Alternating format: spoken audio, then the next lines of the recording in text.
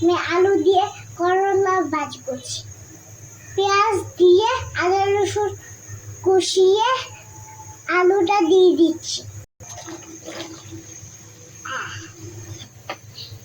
করলা ভাজি সারা খেতে ভালোবাসি, তাই হলুদ দেই না।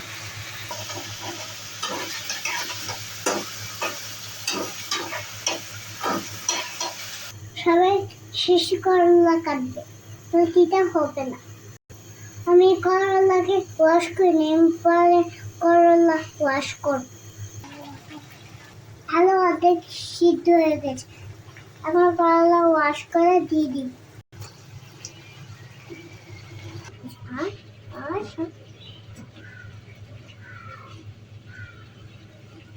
এখন মরিচ দিয়ে দিচ্ছি,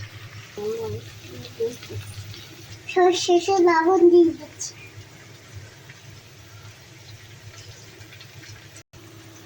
শেষে লবণ দিলে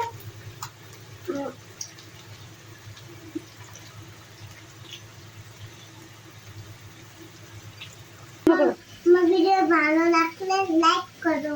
সবাই বাই, সি ইউ।